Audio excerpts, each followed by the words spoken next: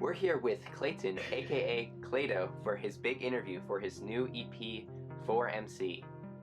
Claydoh, welcome. Yo, what's up, bro? How did you become a musician? When was that start? Oh, dude. Okay. So, when I was a kid, my dad used to like DJ all the time. I used to help him do all that stuff, and he always exposed me to a lot of different genres. And then my mom's also like very particular with what she likes, so I was put onto a very like broad spectrum of music at a very young age. And then my dad signed me up for like drum lessons.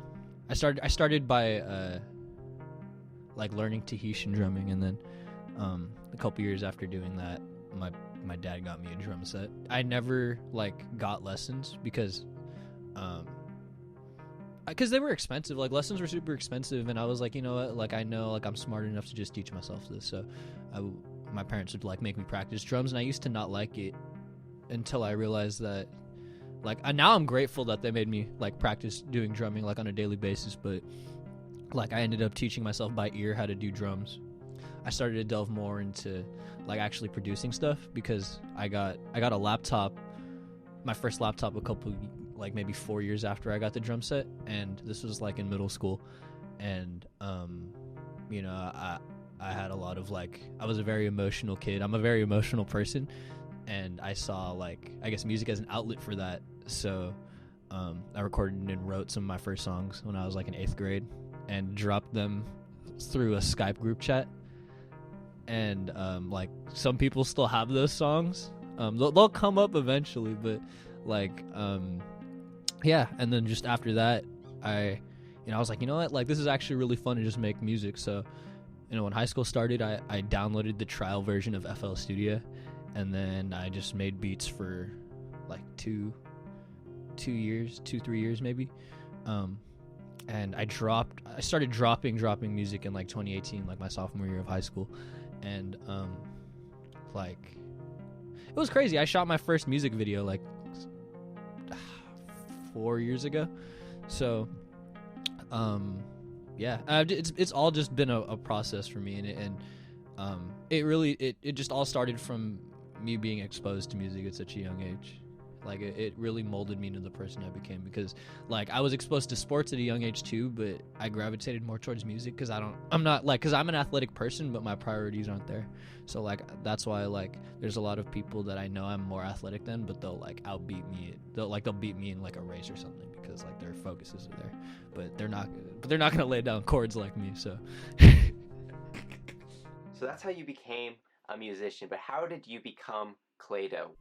Damn. Okay. So when I first started making music, I really wanted to be Tyler the Creator, and like Eminem and shit. So, but for years, like the first maybe, like I've been dropping music for 4 to 6 years now, and it's like, for literally 5 of those years, I felt like I was trying to be other artists and stuff, and like, a lot of my older music, you could see like who I was trying to mimic and who I was trying to bite. But I mean, what made me become like the person I am today is just like years and years of experimenting with different like sounds and finally like combining them into one, because I feel like I experienced a lot so quickly over the past 2 years that it kind of forced me to just be real, because a lot of my older music, if you listen to, isn't real. Like, I'll be real right now and say that like I was trying too hard to not be me. And once I started being me, I realized that like I have a very distinct perspective, and so does everyone else, but a lot of people don't like to provide their perspective. So I mean, the thing that made me be me was just realizing that I need to stop being other people, and I gotta stop like biting sounds, and rather than biting one sound, why don't I just combine all these different sounds and mix it with my perspective on just like my past experiences, and make my own sound. So I mean, I feel like the what made me become Claydoh was just self-awareness. So the new EP, 4MC, 5 tracks: Split, Lucid, Gassing Me Up, RIP to You and Me, and 4 Missed Calls. Fire. So what is this new EP about to you? Okay, hold on. Let me sip this real quick. this EP, to me, is about like transformation and self-awareness, and you know, it's about a lot of emotions that I went through the past couple of years, and a lot of experiences that I've had with different people, and me providing like my true perspective, or like my point of view in all of it. And but it's also like I didn't make a project saying that it's, you know, all this like, oh, this one person is their fault. Like I took a combined like a bunch of different experiences with different people, and combined it as if that all those people were one person. And I thought about it from a logical perspective, like, you know, there's a reason why things don't work out, and you know, like, and it's not only them. Like I feel like it's kind of counterproductive to be like, to push all the blame away. So I mean, this project is just like, here's the best way I could describe it. I had this one idea for an EP back in 2017, 2018, called Romantic Garbage, and it was just gonna be like about my experiences with like girls I've liked and talked to in the past. But I realized that I didn't have those experiences yet, so I feel like the best way to describe this EP is just like romantic garbage. and there's also like, but it's a banger though. Like there's a lot of moments on there where like I get surprised that I made the music, but as a whole though, the EP just about my emotions and how I feel, and how those emotions and experiences shaped me to the person I am today, and how I just feel about a lot of things that you know, like, you know, maybe I expressed to people initially when they were happening like the wrong way. And I feel like the EP is just like how I really feel from a true perspective about my experiences with people that didn't work out. How long have you been working on this EP? Every time I drop something, I always just take how long I've been dropping music and give that answer, because, you know, from the beginning, I'm always like, I feel like I'm gonna die trying to make an album. And like, so to make an album in general, I've been 8 years, but this project specifically, I've been working on it for the past year and a half.